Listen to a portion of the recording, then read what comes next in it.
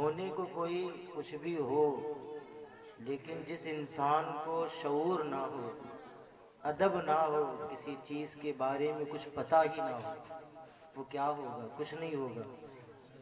یہ تیجا، 10واں، 20واں، 40واں، جب تک کچھ بڑے بوڑھے لوگ زندہ ہیں تب تک ہو رہا ہے۔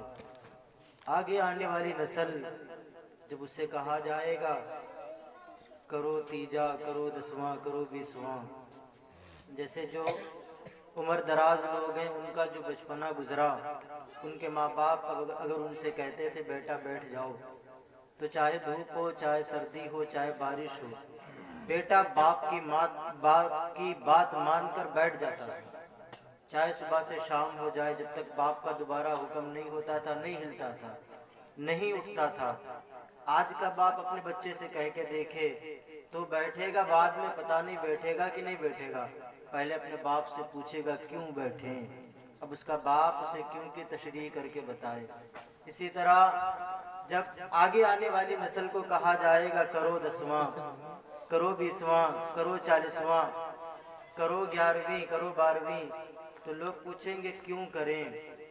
اب باپ سکھا کے نہیں جائے گا کیوں کرنا ہے، ماں سکھا کے نہیں جائے گی کیوں کرنا ہے، بیان کرنے والے بتائیں گے نہیں کیوں کرنا ہے، سننے والے سنیں گے نہیں کیوں کرنا ہے۔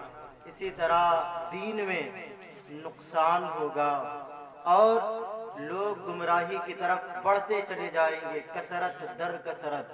پہلے کے مقابل میں آج مدرسے بھی زیادہ ہیں، جلسے ہر رات ہر روز ایک سے ایک بولنے والے بولتے ہیں، اور پہلے کے مقابل کتابیں بھی آج زیادہ ہیں، لیکن پڑھ لکھ کر بھی انسان رب کے قریب پہنچنے والا نہیں بن پاتا۔ پڑھا لکھا ہونے کے بعد بھی اسے بات کرنے کا طریقہ اور شعور نہیں آیا، پڑھا لکھا ہونے کے بعد بھی اسے مصطفیٰ کے ذکر پاک کی محفل کرانے کا، اس میں بولنے کا، اس میں بیٹھنے کا ادب نہیں پتہ چلا۔ وہ کسی اور کو کیا بتائے گا، وہ کسی اور کو کیا سمجھائے گا، وہ کسی اور کو بولنے کا طریقہ کیسے اور کب سکھائے گا؟ حضرت امام اعظم ابو حنیفہ، ہم جن کی تقلید کرتے ہیں، جو فقہ کے بہت بڑے امام ہیں اور فقہ کے سمندر ہیں، آپ فرماتے ہیں میں پسند کرتا ہوں اولیاء اللہ کی مجلس میں بیٹھنا، میں پسند کرتا ہوں کسی اللہ والے کی بارگاہ میں بیٹھنا اس فقہ سے زیادہ۔ یعنی جو علم فقہ ہوتا ہے، یہ جو لوگوں کو بتاتے ہیں مسئلے، اس علم کا بادشاہ کہتا ہے، کیا کہتا ہے؟ میں پسند کرتا ہوں اولیاء اللہ کی مجلس میں بیٹھنا اس علم فقہ سے زیادہ۔ پوچھا حضرت آپ ایسا کیوں کہتے ہیں؟ کہنے لگے جب اولیاء کے قصے سنائے جاتے ہیں، اولیاء کی باتیں بتائی جاتی ہیں، تو ان کی زندگی کا انداز اور ان کی زندگی کا کردار ہمیں سیدھی راستہ چلانے کا آئینہ دکھاتا ہے۔ یعنی اولیاء کرام نے یوں ہی صرف بولا نہیں بلکہ کر کے بھی دکھایا کہ مصطفیٰ کا چلنے کا طریقہ کیسا تھا، مصطفیٰ کے بولنے کا طریقہ کیسا تھا، مصطفیٰ کے کھانے کا طریقہ کیسا تھا، مصطفیٰ کے سونے کا طریقہ کیسا تھا، مصطفیٰ جان رحمت صلی اللہ تعالیٰ علیہ وسلم کا پڑوسیوں کے ساتھ حسن سلوک کیسا تھا، مصطفیٰ کس طرح اپنے بڑے عمر والوں سے بات کرتے تھے، کس طرح بچوں کے ساتھ پیش آتے تھے، کس طرح اپنی ہم عمر کے لوگوں کے ساتھ بات کیا کرتے تھے۔ یہ اولیاء کرام اپنی زندگی سے لوگوں کو وہ راستہ دکھا کر جاتے تھے جو راستہ حقیقت میں انسان کو اور نسل انسان کو کامیابی کی ضمانت دے کے جاتا ہے۔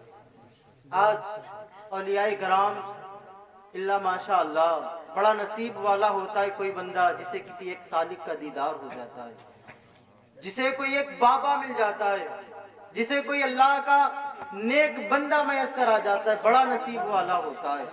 وہ کہاں چلے گئے سارے؟ ہوتے تو ہم اور آپ کے بیچ میں تھے، ہوتے تو اسی زمانے میں تھے، کسی کے گھر میں پیدا ہوتے تھے۔ آج کیا ہو گیا؟ آج یہ ہو گیا کہ آج گھر میں باپ وہ تربیت کرنے والا نہیں رہا، ماں وہ تربیت کرنے والی نہیں رہی کہ بچہ بڑا ہو کے مسجد کا نمازی بھی بنے، قرآن کا قاری بھی بنے اور اللہ تبارک و تعالیٰ کا نیک بندہ بھی بنے۔ جتنے بھی اولیاء کاملین گزرے، آپ کسی ایک کی بھی زندگی پڑھ کے دیکھیں، مدرسے بعد میں گئے، مدرسے سے بعد میں سیکھا. یہ آدھے ولی اپنے گھر کی تربیت سے بن کے باہر نکلے. یہ اللہ تبارک و تعالیٰ کے آدھے ولی اپنے گھر میں بن گئے. اس کے بعد میں جا کے مدرسے میں بیٹھے. اس کے بعد میں جا کے زانو ادب طے کرتے تھے اپنے استاد کے سامنے. تب جا کے اللہ تبارک و تعالیٰ انہیں مقام ولایت عطا فرماتے. آج جہاں دیکھو جھوٹے ہزاروں مل جائیں گے, سود خور ہزاروں مل جائیں گے, زانی ہزاروں مل جائیں گے, شراب پینے والے ہزاروں مل جائیں گے, جوا کھیلنے والے ہزاروں مل جائیں گے, لوگوں کا چھین کر کھا جانے والے ہزاروں مل جائیں گے, جنہیں نماز جنازہ پڑھنے کی دعا بھی نہیں آتی ہزاروں مل جائیں گے. لیکن سچ بولنے والا پوری بستی میں مشکل سے ایک نظر آئے گا, اور وہ بھی پتہ نہیں آئے گا کہ نہیں آئے گا. کیوں؟ کیونکہ باپ نے اپنے بچے کو سکھایا نہیں, ماں نے اپنے بچے کو بتایا نہیں کیا پڑھے گا آپ کا بیٹا جا کے اسکول میں اور مدرسے میں. اسے اپنی کتابوں سے فرصت نہیں ملے گی, وہ یہ تعلیم کب حاصل کرے گا, اور نہ اسے کوئی بتانے والا ہے. یہ ساری چیزیں اس کے اپنے گھر سے جب ماں باپ بتائیں گے اور کر کے دکھائیں گے اپنے بچے کو, جب ماں باپ اپنے بچے کو بتائیں گے بیٹا جھوٹ بولنا بری بات ہوتی ہے, اور باپ بھی جھوٹ نہیں بولے گا, تب جا کے اس کا بیٹا جھوٹ سے بیزار ہو سکے گا, تب جا کے اس کا بیٹا جھوٹ کو پسند نہیں کرے گا. جب باپ نماز پڑھے گا اور بیٹے سے کہے گا بیٹا نماز پڑھا کرو, جب ماں قرآن کی تلاوت کرے گی اور بیٹی سے کہے گی بیٹی قرآن کی تلاوت کرا کرو, تب جا کے وہ بیٹی بچپن سے جب ماں اس کی عادت ڈلائے گی, تب جا کے جوانی میں وہ نمازوں کی پابند ہو پائے گی. اور پھر وہی بیٹی جب کسی کی بیوی بنے گی تو اسی طرح بیوی بنے گی جس طرح اسے بیوی بننے کا حکم دیا گیا. سبحان اللہ. جب وہ بیٹا بڑا ہو جائے گا ماں باپ کی تربیت کو ساتھ میں لے کر جب وہ کسی کا شوہر بنے گا تو اسی طرح شوہر بنے گا جس طرح اس کے شوہر بننے کا اسے حکم دیا. بے شک سبحان اللہ. آج طلاق کے مسئلے, جھگڑے کے مسئلے, جہیز کے مسئلے, کیا تقریر کی جائے گی, کیا بیان کیا جائے گا, کیا سنا جائے گا. صرف تقریر سن لینا, کانوں کو چسکا دے لینا, نعت سن لینا, کانوں کو چسکا دے لینا, بستر پہ جا کے چلے جانا. نہ عشاء کی نماز پڑھ کے ہم ذکر کی محفل میں آئے تھے, نہ جا کے فجر کی نماز پڑھیں گے. اللہ تبارک و تعالیٰ کیا راضی ہو جائے گا؟ کیا مصطفیٰ راضی ہو جائیں گے؟ کیا اللہ تبارک و تعالیٰ کے نیک بندے راضی ہو جائیں گے؟ کیا بزرگان دین راضی ہو جائیں گے؟ ہمیں تو شرم بھی نہیں آئی, ہم کسی کے ایصال ثواب کی محفل سجا کے بیٹھے ہیں, ہم کسی کے ایصال ثواب کے لیے آئے ہیں. اور اس محفل کا مقصد کیا ہوتا ہے, اس محفل کا مطلب کیا ہوتا ہے؟ اس محفل کا مقصد یہ ہوتا ہے آج ہم کسی انسان کے لیے یہاں پر جمع ہوئے ہیں, ہم تھوڑا سا اپنے اندر ڈر پیدا کریں, کل میرے لیے بھی لوگ جمع ہوں گے, کل لوگوں کے درمیان میں بھی نہیں ہوں گا. لیکن وہی جہالت کے ہونٹوں پر ہنسی ہے, وہی جہالت کے افراتفری کا ماحول ہے, وہی جہالت کہ ایک مرتبہ بھی کوئی شخص یہ نیت کر کے کلمہ نہیں پڑھا ہوگا کہ اس کلمے کا ثواب مرنے والے کی روح کو اللہ تبارک و تعالیٰ پہنچا دے گا. کوئی ایک مرتبہ بھی یہ نیت لے کے سبحان اللہ بھی نہیں بولا ہوگا کہ میں سبحان اللہ کہوں گا, کہے گی تو میری زبان, لیکن اس کا ثواب مرحوم سمیع الدین کو اللہ عطا فرمائے گا. پھر آنے کا مطلب کیا ہے, پھر سننے کا مطلب کیا ہے, پھر سننے کا مطلب کیا ہے؟ ہر رات سنتے رہو, بھلاتے رہو. اللہ تبارک و تعالیٰ کی رحمتیں ایسے گھروں میں نازل نہیں ہوتی, اور اللہ تبارک و تعالیٰ ایسے راضی نہیں ہوتا. اللہ تبارک و تعالیٰ اس بندے کو پسند کرتا ہے جو علم سے زیادہ علم تھوڑا بھی ہونا, لیکن اگر وہ انسان با ادب ہے تو اللہ تبارک و تعالیٰ اس بندے کو اپنی بارگاہ میں مقبول کر لیتا ہے. بے شک بے شک. حضرت انس بن مالک فرماتے ہیں کہ جب میں اپنے گھر سے مدرسے میں پڑھنے کے لیے نکلا, کون امام انس بن مالک؟ جو امام مدینہ ہیں, فقیہ المدینہ ہیں, مفسر مدینہ ہے. فرماتے میری امی نے میرا بازو پکڑا اور کہنے لگی انس کہاں جا رہے ہو, کہاں جا رہے ہو؟ کہنے لگے امی جان مدرسے میں جاؤں گا اور علم حاصل کروں گا. امی جان نے فرمایا بیٹا انس جانا, علم حاصل کرنا, لیکن اپنے استاد سے علم کی پڑھائی سے پہلے ادب کی پڑھائی سیکھ. بے شک سبحان اللہ. علم کی پڑھائی سے پہلے ادب کی پڑھائی سیکھ لینا.